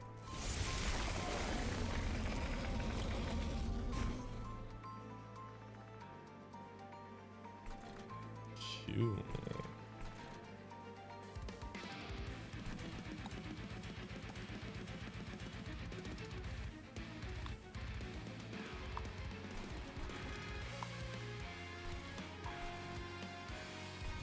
Okay. Talos moves to the mid floor, setting up some melee weakness along the way. Steadfast Crusader charges. The other Steadfast Crusader charges. Bunch of triggers there. Love to see him. Then I'm going to Rising Rage. That Steadfast Crusader taking off the floor. Allowing me to try and chump block for the Alloyed Constructs. You're unfortunately going to have to stay there for a while, Steadfast Crusader, because otherwise the Alloyed Construct will fall apart right now.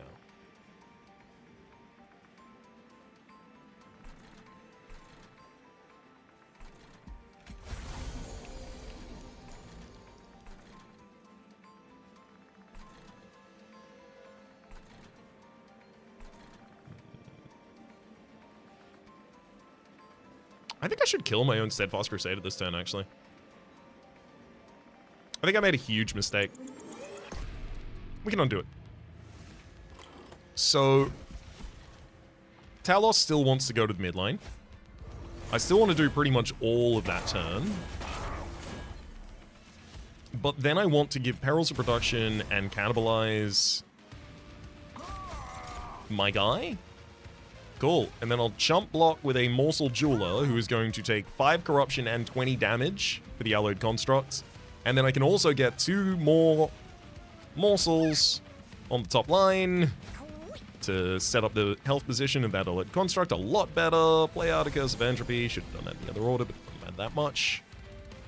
And then a Divinity for additional Valor to keep the Construct alive longer. I think Blazing Bolts on the top line is probably going to end up being relevant, because you are going to be by far the slowest of our kills.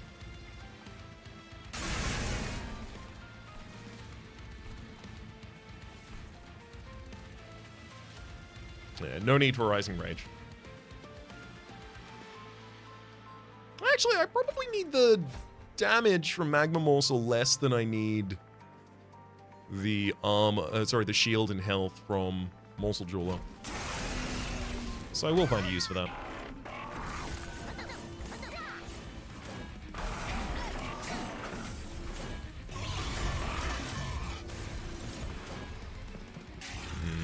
Divinity for the bottom line would have been nice as well, to be fair.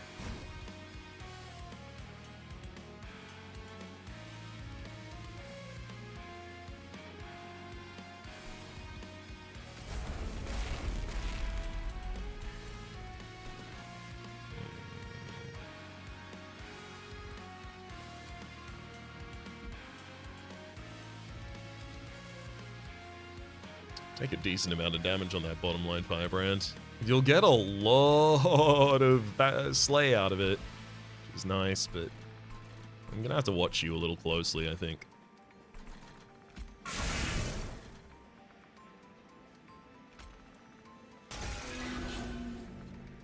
Oh wow, Lone Coat. Pretty good piece of equipment.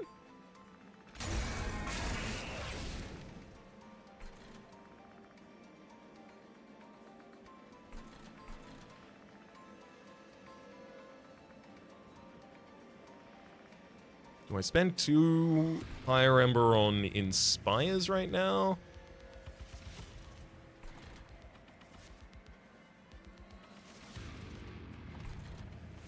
I don't know. I don't think so.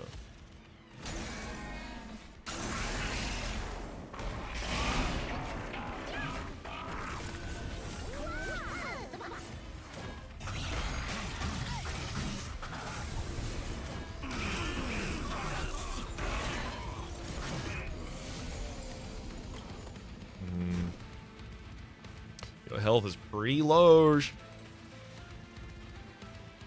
getting a little scary. Had a way to heal you during combat.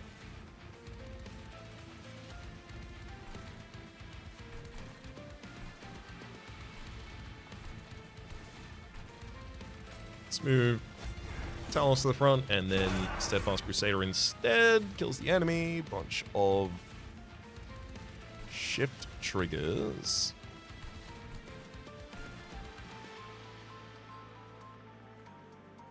I could send Steadfast down with the Heroic Dive to help block down there.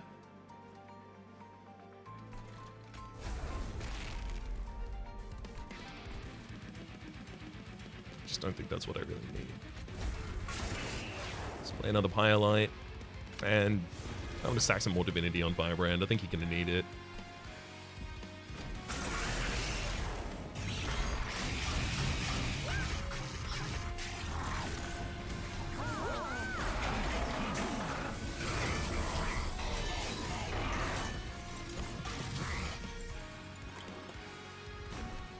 Yeah, they managed to take all but one of my armor by the end of that turn.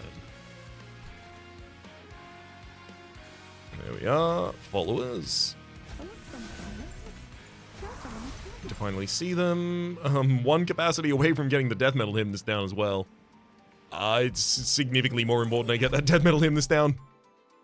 So it's going to be the powerful follower and the Death Metal Hymnist. That's the one that attacks at quick speed.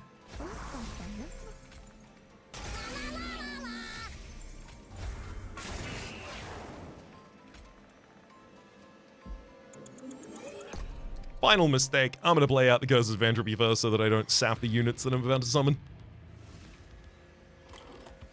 I don't want to play too many of these Curses of Entropy, but I kind of need to.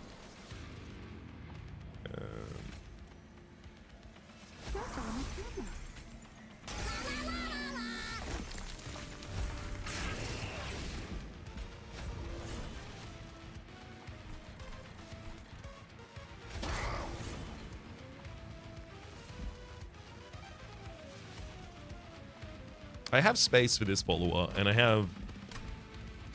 Well, I don't have Space Prism available for it at the moment, actually. I don't have capacity available for it. I'm going to have to send it up or have Talos off the floor to be able to play it. That's fine. That happens.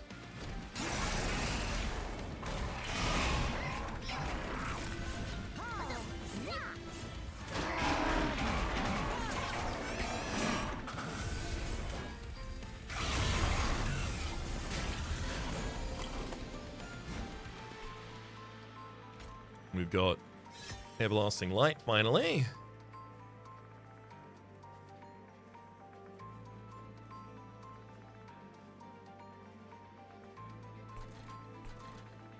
Hmm.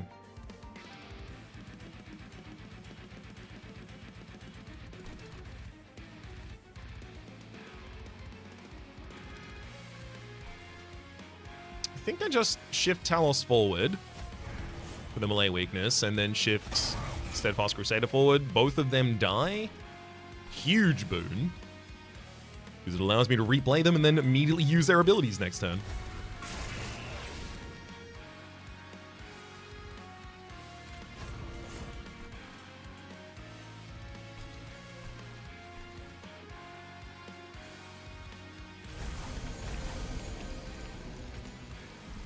I don't think I need Blazing Bolts for that. Oh, no, I do. 160 damage up there. That's like a turn of attacking.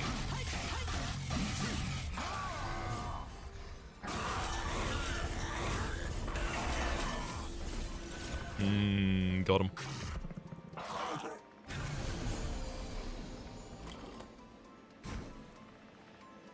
Nice. Cleave my way through the whole line immediately. Probably gonna have to do that.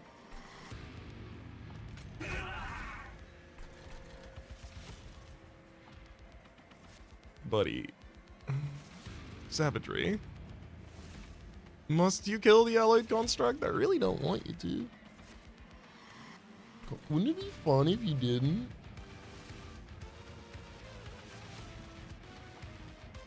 You're doing 27 twice. I'm not sure if this will work. Oh no, wait, I don't even have the heroic raise, so I don't have the ability to push you forward. Never mind. That top line's gonna start to fall apart. To be clear though, the only unit that really gets there is Savagery.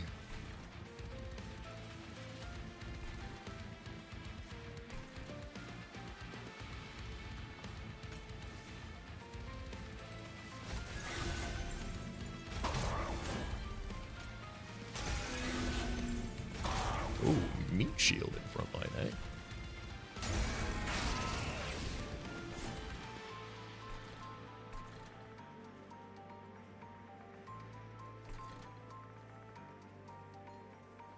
Yeah, it doesn't matter if I incant the enemies here.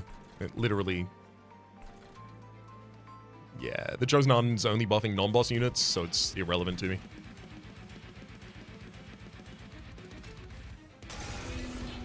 That heals me and deals damage to me at the same time.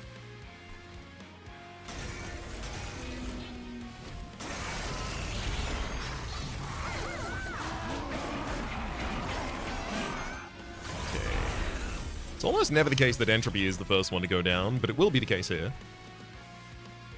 Dominion's getting really close as well. Good to see.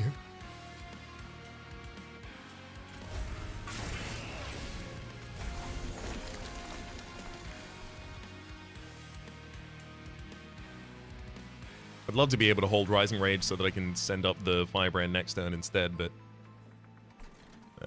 don't look like it's on the cards. Highlight next turn, and we just attack Savagery. Yeah, this is already a win. Go!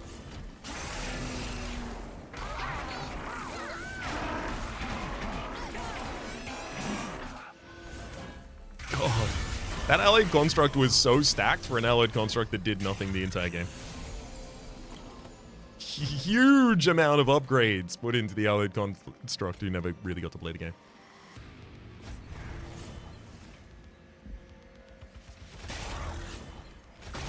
And that will do it.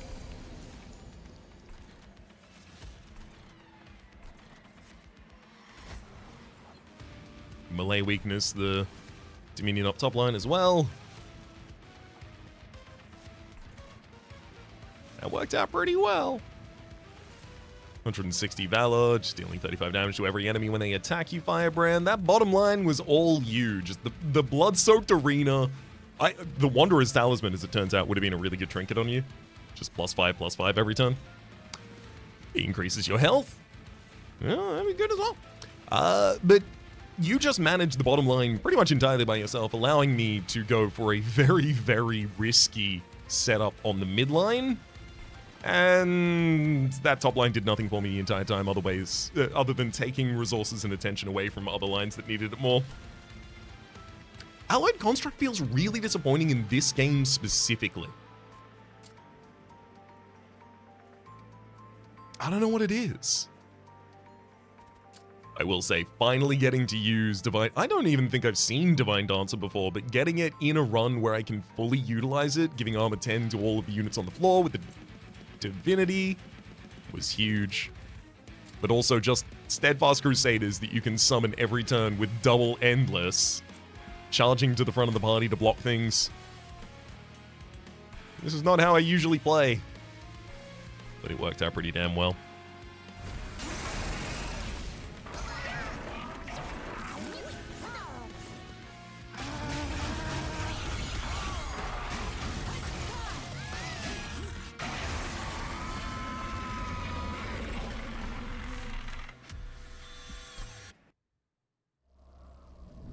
I'm trying to think what superlative we would earn. I can't think of like a single thing that this run does that no run has ever done before. Other than, you know, containing a Divine Dancer. Oh, melee weakness record.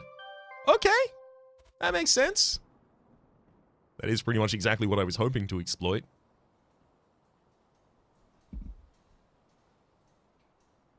Let's leap back to the outpost. Sigh at the fact that there's no events here, and then tell you that my name's been Rhapsody. I think we're out of events now at this point, unfortunately. Hopefully you've been enjoying yourselves. Top left is a series playlist for all my content to the game past, present, future. YouTube recommendations down below. Streaming past and the names of the people so generously supporting it. Probably patreon.com/RhapsodyPlays. Out of both the thank to and a special thanks this episode to Tristan. Hopefully you'll have been enjoying yourselves, and hopefully we'll see you all next time.